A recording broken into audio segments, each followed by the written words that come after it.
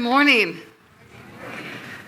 Great to be back with you. I got to go to the mainland for a little bit and see my grandkids. I'm smiling a little bigger, right? Good to be back. Thank you, Reverend Margie, for that beautiful talk last week on Untethered Soul. Beautiful energy.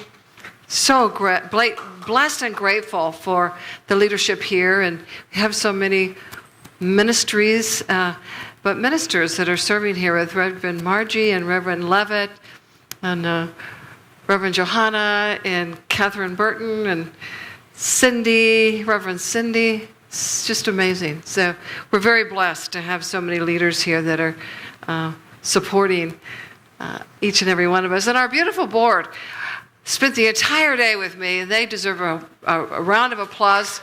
Thank you, board.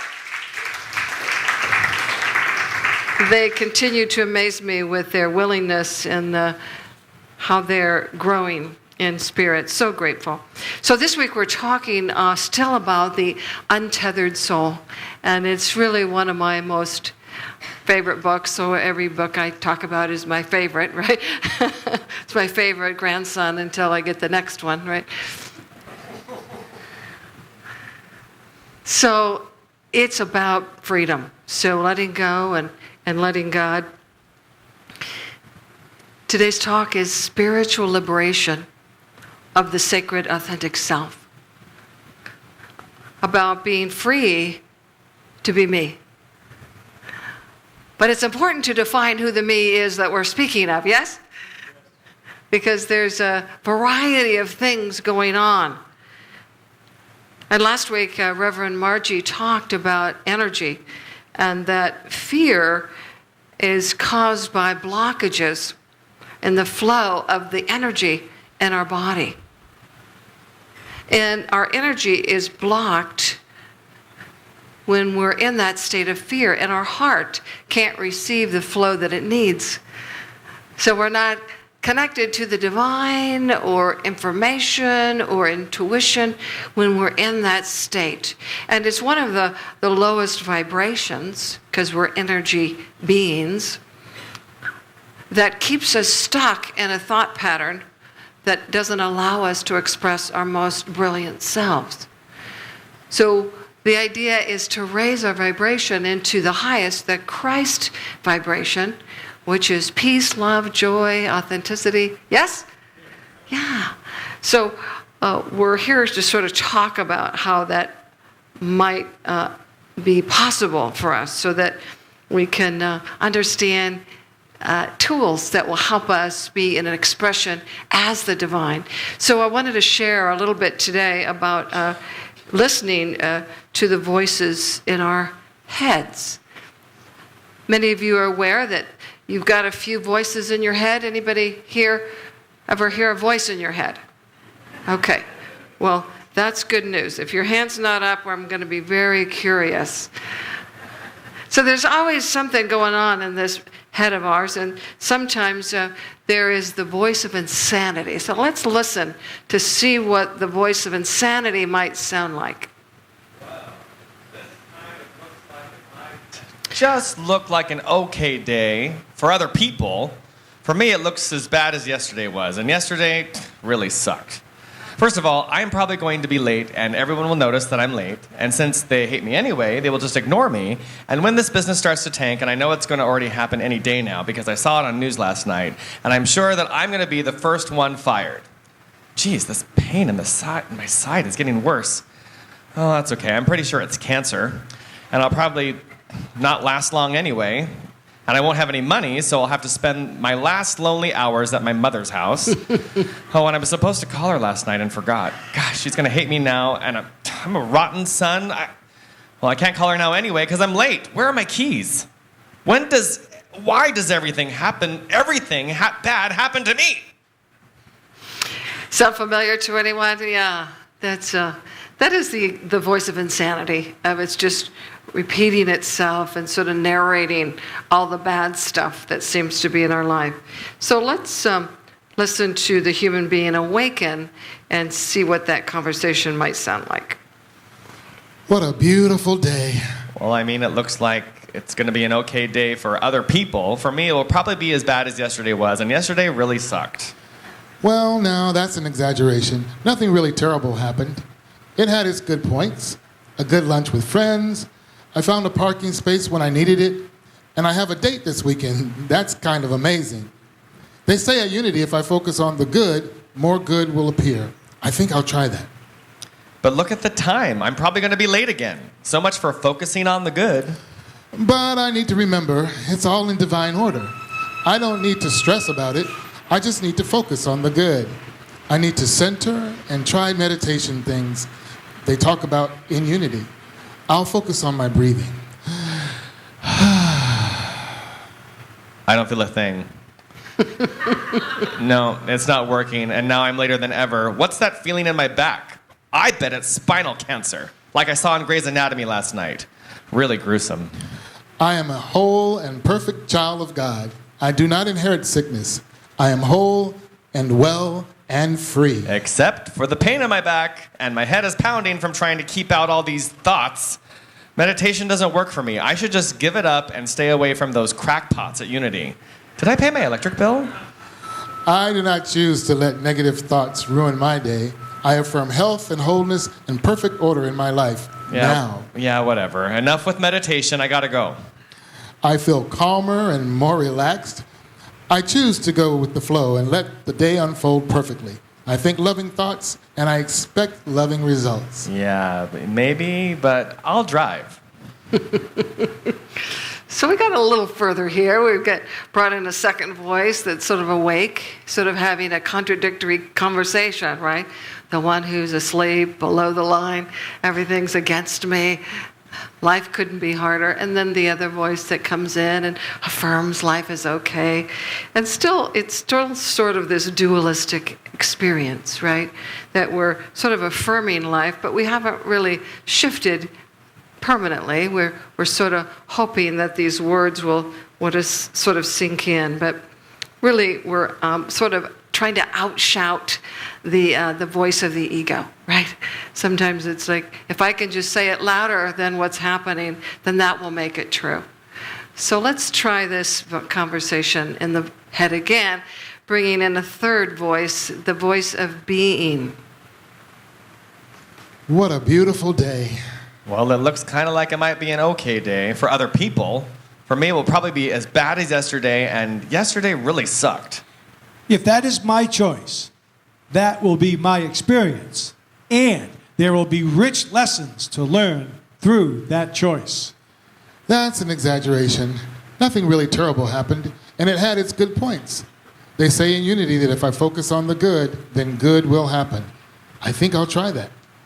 If that's my choice, then that will be my experience, and there will be rich lessons to learn through that choice. Oh, but look at the time. I'm probably going to be late again. So much for focusing on the good.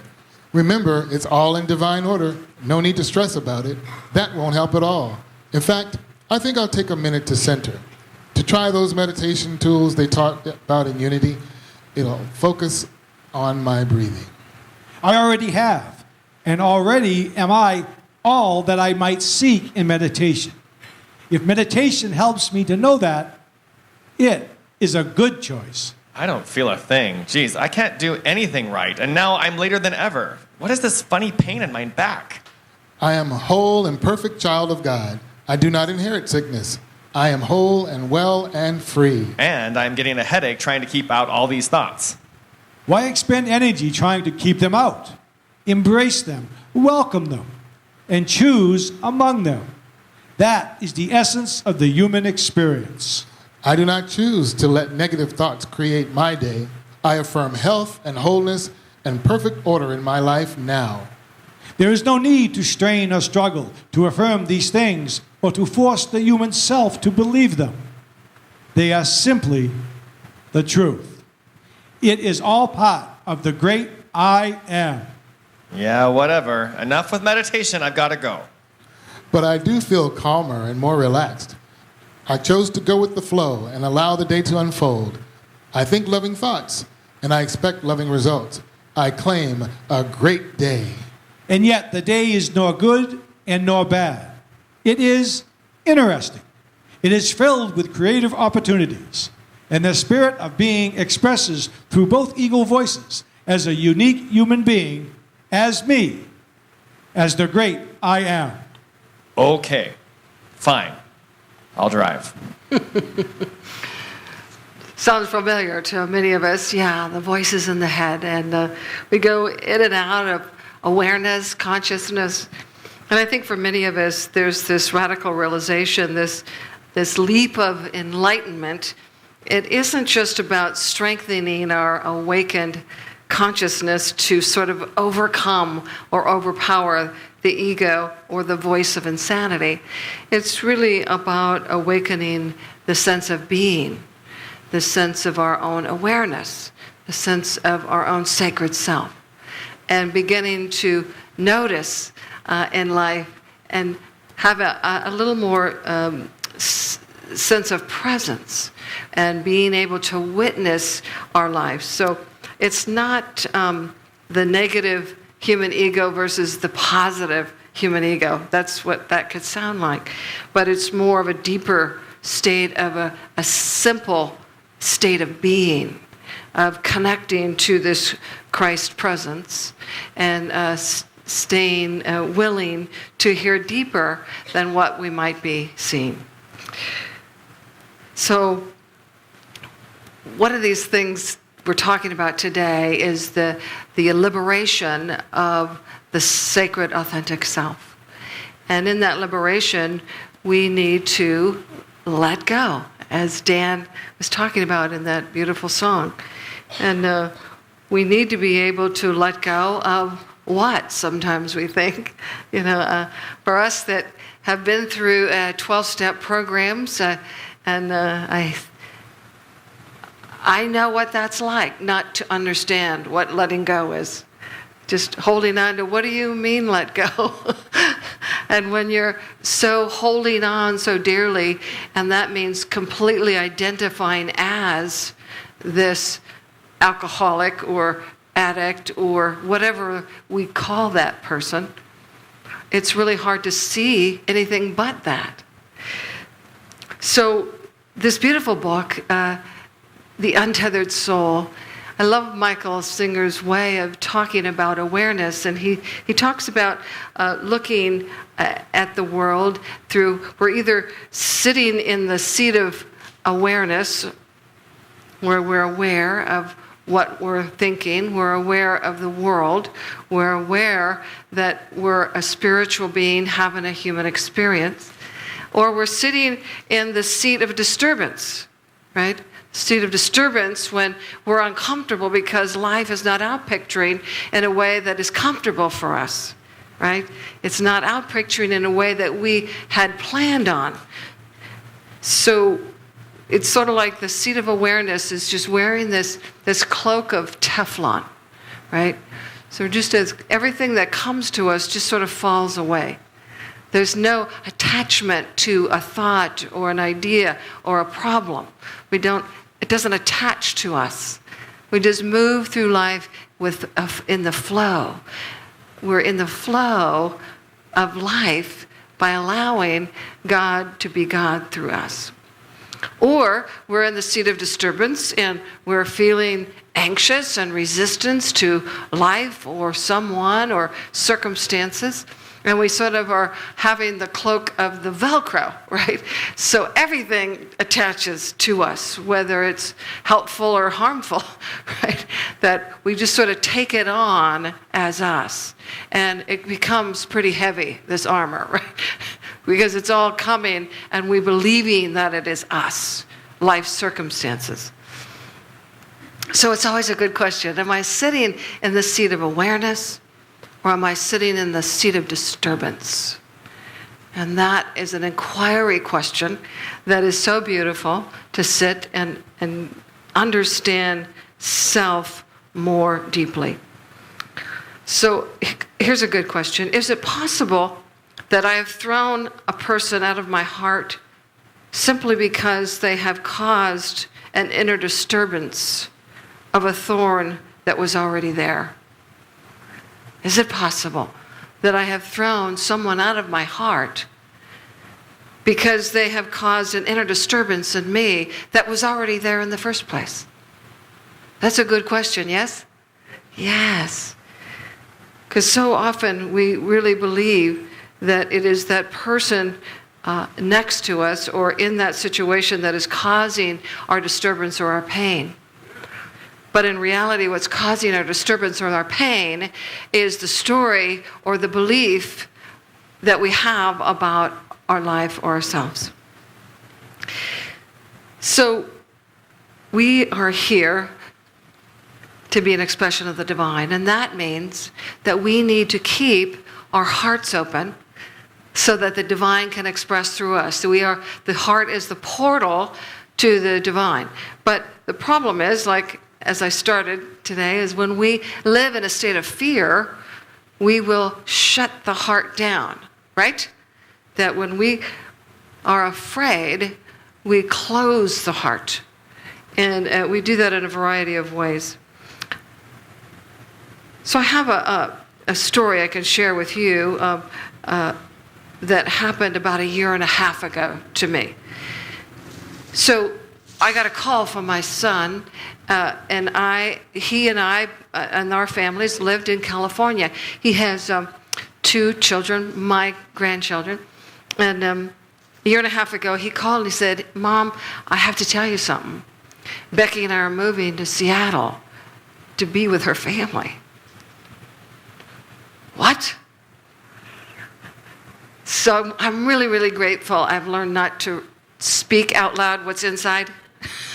You know, like, who was it? President Bush said, I think that was an inside word that came out that shouldn't have come out. You know, it's being grateful to take that pause, to not say exactly what was on my heart, because I was devastated. I was crushed. I was hurt. I was mortified, because in my mind, they were leaving me, right? And these were my 2 and only grandkids. So I did a worksheet. So this coming Saturday, we're doing the Q process again, and I so invite you to join us, Reverend Margie and Mary Paulson and I, for an all-day workshop and then worksheets following that. And it's one of the most transformative experiences. So in that moment, I was triggered. I was totally in my pain body. And so I knew what to do. So I got out a worksheet and I did my worksheet, and I want to share that with you so you'll sort of see what happens when we are willing to sort of go into inquiry as to what's going on in the heart and the mind. So the triggering moment was the phone call from my son saying that we were moving to Seattle to be with Becky's family. And so the feelings that arose for me were sadness, disappointment, helplessness, devastation, disconnect, and afraid. And what I was needing was to be connected. I was needing to matter. I began to have belief systems that said I don't matter, that somehow I'm not important, and that I needed to belong. So those lack of needs getting met stimulated in me all those difficult feelings. And so when I got in touch with who I really have come here to be, which is on my card, to be courageous and compassionate and loving and wise, and the one who's come here to be the Christ, and adventurous and fun, I got back on my card and I said, so who could I be if I weren't diminished by this? The one who knows she's loved, who knows she's matters, right? So energetically, I connected back to who and what I was. And I got in touch with connecting and belonging and mattering. And we sort of think that someone else should meet those needs because that's what I'm needing from these people. But in reality, in spiritual and emotional maturity, we recognize that it is not others that have to meet our needs. It's us. Yes? Right. But then I go about having strategies to help me meet those needs. And those strategies are, what could I do to have those needs met. Well, I could reach out.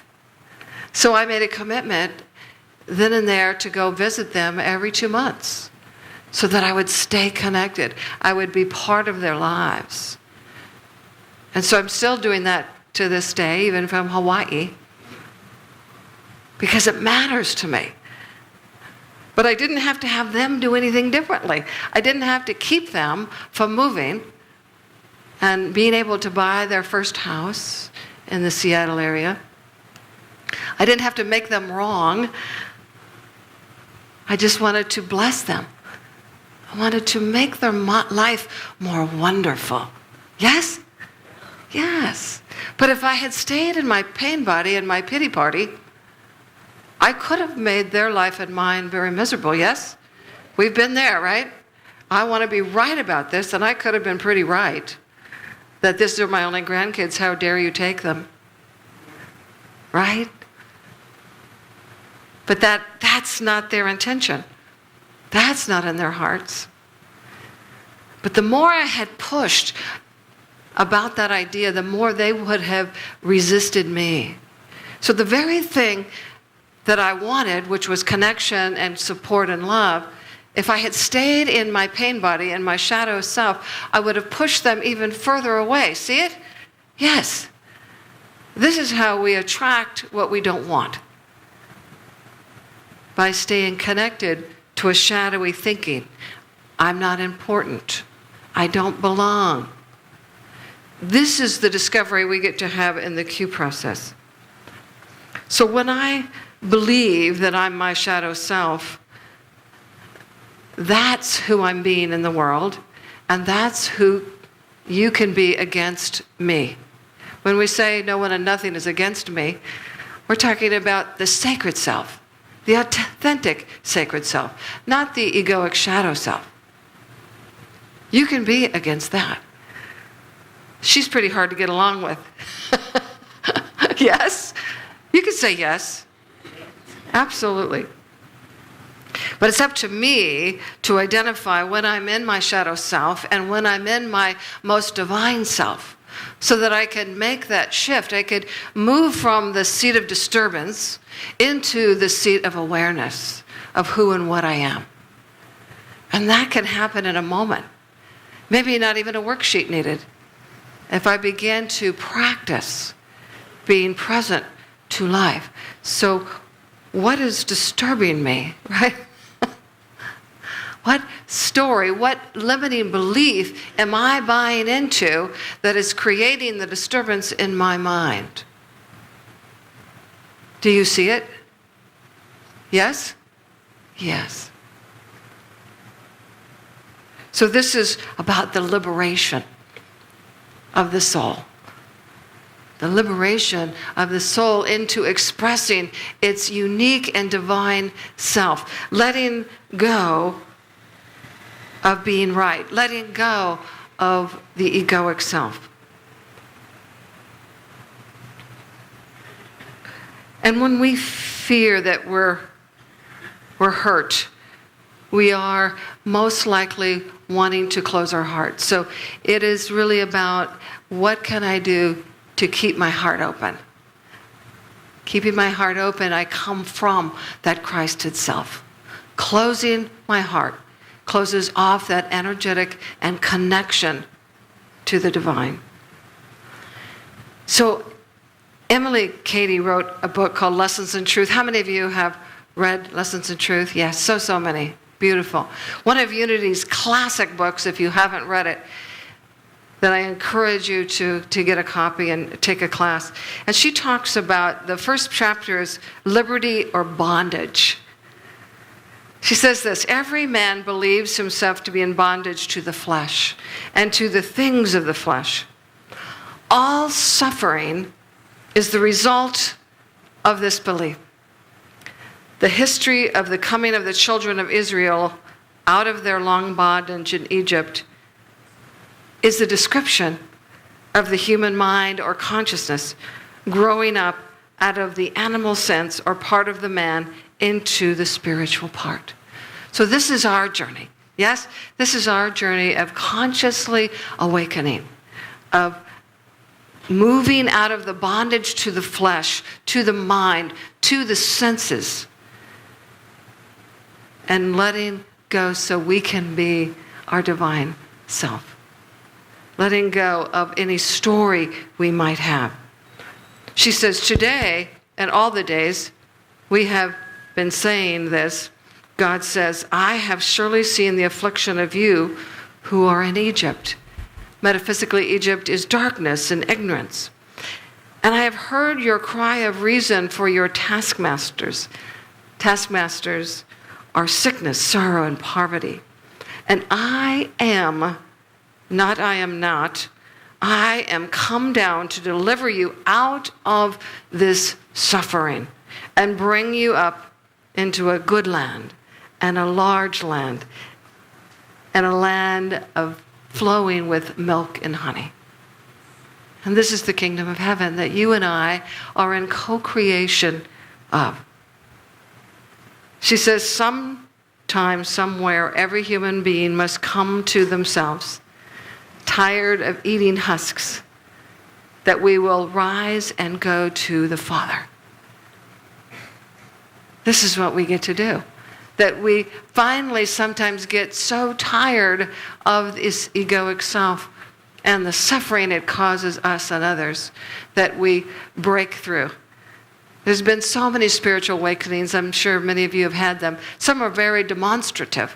Eckhart Tolle and Byron Katie, here alive in this world, had extraordinary awakenings where they were so sick mentally and emotionally in their pain bodies that they broke through that awareness and became spiritual teachers here on earth.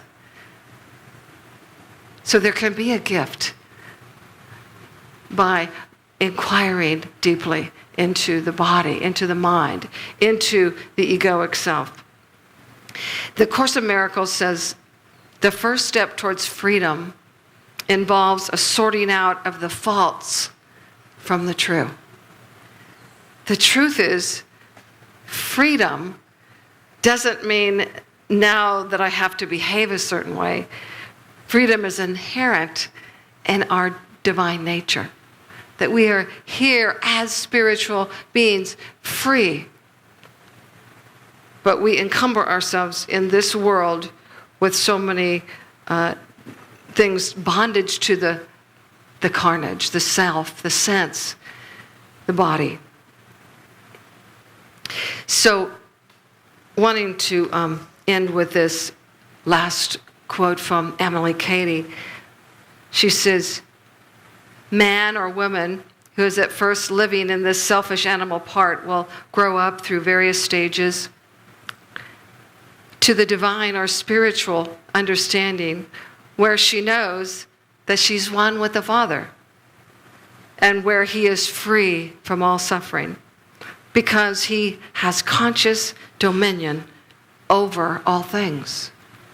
So this conscious dominion is becoming the witness, sitting in the seat of awareness that it is I myself who is causing my own suffering. Yes? Yes. Conscious dominion over the egoic world.